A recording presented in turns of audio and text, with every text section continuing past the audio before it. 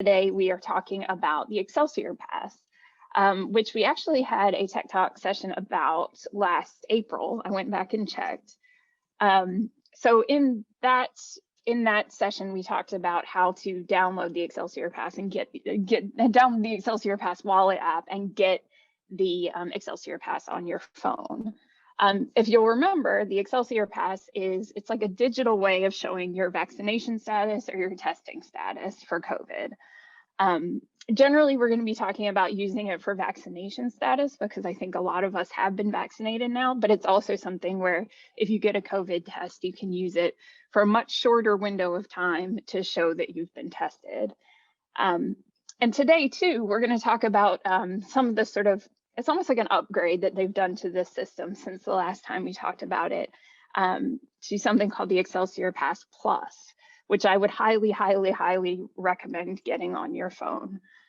So we'll talk about what that means and the difference between the original Pass and the Pass Plus, which is available now. Okay, so the first thing I want to do is share my screen. And I just want to go over one more time how you get the app for the Excelsior Pass if you don't have it yet, okay? So right here, you should have, if you've already downloaded it, you should have something that says the New York State Excelsior Pass wallet. All right, if you haven't downloaded it yet, remember I'm working on an Android phone, not a smartphone. So what you're gonna wanna do on an Android phone is go here to your Play Store. Can you see me circling that? Okay. So go to your Play Store, and then you're just gonna look up Excelsior Pass. And see, this app right here is the one that you want. So if you don't have it yet, there'll be a thing on here that says download. It'll take a second to download and then you can open it. Since I already have it, I could go ahead and click open and it would show me that front screen. Okay, so it's pretty straightforward from there. So the next steps are going to be pretty similar whether you have already put an Excelsior Pass on your app or not. So if this is the first time you've tried to do this, it'll be real similar to renewing a pass that you already have. So let's talk about that a little bit. So when you open up your Excelsior Pass app, if you've already put a pass in there, you should have a screen that looks a little bit like this. All right, so that's my screen. I knocked out my date of birth there, so that's not on there. So these blue passes right here were the passes that we set up when we did this in April. So this was the original pass, not the Pass Plus, just the original pass. And one of the things you'll notice about this is that, look at this one on the bottom. It expires September 30th, 2021. So when they first set up this system, these initial Excelsior passes had expiration dates, and some of them were like, they had a different like lengths of time throughout it. So like a month, 4 months, something like that. So I came around to this point where, oh, it's almost going to be September 30th. I need to renew my Excelsior Pass.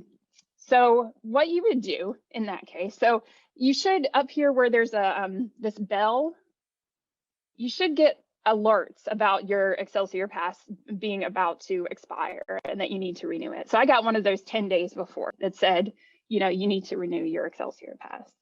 So to do that, let me show you the steps, okay? And this is where I would highly recommend you go ahead and get the Excelsior Pass Plus. And let me tell you why. But the thing with the Excelsior Pass Plus, these are the benefits, okay? Does not expire. So basically what the Excelsior Pass Plus is it's just like having your vaccination card on your phone. So because you've been vaccinated, because you have those dates just like on your card, it's not like you have to renew that. That's already happened. All right, so that's a permanent piece of data that's in your phone with the Excelsior Pass Plus. All right, the other things that are helpful about it is that it can be used in some places out of state. And also that it has an extra level of security on it. So it does the thing where it makes you enter a passcode just to confirm your identity. It has that level of security on it as well. So they're trying to move everybody over to this Pass Plus. I would say if you're coming up on your renewal date for one of these cards, go ahead and just get the Pass Plus, and you won't have to do the renewal all the time if you've been vaccinated. You can get a Pass Plus too if you haven't been vaccinated, but you have been tested. Again, you'll have to deal with that a lot more often because the window of time that you have to renew the testing verification is quick. So get vaccinated, get your Vax Plus card, and then you won't have to worry about it. Okay. So this is the window when I've just opened up my app. All right. So you'll see I actually have a Pass Plus on here. You'll see this is the white one. But let's say I didn't and I want to add a new pass. I know that my one on there is expiring September 30th. For an expiring pass, it's not like you have to click on the pass and renew it. You just get a new one, basically. You just get it with the same data. You do it exactly the same way you got the first one, okay? So what you're gonna do is go to this plus sign right here up at the top.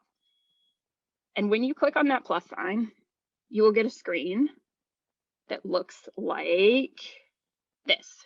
And what you'll see at the bottom is scan a pass or QR code, add from photo library, or get my pass. I recommend just doing get my pass. This is the thing you did the first time around where you just enter a couple pieces of information about yourself and it connects you to the statewide system to show that you've been vaccinated. So once you click on get my pass, you should see this, all right? So this will give you information about the Excelsior Pass, and then we'll also give you the option at the bottom to get the Excelsior Pass Plus. Again, go for the Pass Plus. That's my recommendation. All right, so you're going to scroll down to the bottom where it'll have the information about Pass Plus. You'll click on this right here that says get the Pass Plus. Once you do that, you'll see all this information that's like your authorization to disclose, it's your privacy stuff. You can read all that and then hit accept, okay? So you want to hit accept next. Once you've done that, it'll say let's get started. Okay, and it'll tell you what the sort of criteria is for getting a Pass Plus. Generally speaking, if you have a pass right now in there, you should be fine. If you're 15 days after your vaccination, which most of us are at this point, then you qualify. You should show up in the system. You have to have been vaccinated in New York State, which is probably true for all of us too. Okay, so it's gonna say this, you're gonna scroll down. Like you did when you first set it up, you're gonna enter your first name, your last name, your date of birth, your zip code, and your phone number, okay? Once you've done that, you're gonna hit enter. But it's gonna have these verifying questions to make sure you're you. So this is one of the levels of security here. So you wanna have your card in front of you so you can say when the date of your second dose was, or the date of your single dose if you were Johnson & Johnson, okay? So you wanna put that second dose date, so the last vaccination you received, or if it's Johnson & Johnson, just the day that you got the one dose. You want to say what county you got it in, and then it's going to ask you what type of vaccine did you receive. Did you get Johnson & Johnson, Pfizer, or Moderna? And all that information should be on your card, okay? So just do all that, and then you're going to click at the bottom where it says verify identity, okay? Got that? Once you've done that, this is the extra step of security that comes with the Pass Plus. And I think this is really good because it means that that they're making sure that it's you using your pass. So you've put in your cell phone number in that last screen. So what it's going to do, you've done this before, is send a text or a voicemail to your phone that has I think it's a 6-digit code. All right. So you're going to say send my code. And it should either, depending on what you choose, it'll either send you a text message or a voicemail where it'll tell you the code. And then it'll give you a screen to enter that code, okay? And that should be your last step. Unless if there is some sort of issue with it, they give you a number that you can call for the help desk. I've heard from Sam that the help desk is actually helpful, which is good to know. If you're having problems with it too, you can always call 311 and they can sort of direct you to how to get this to work. If all goes as planned, you should end up with a pass that looks like this, except with your name and your date of birth on it, okay? And it's gonna be one of these white passes that says Pass Plus. And you'll notice it does not have an expiration date.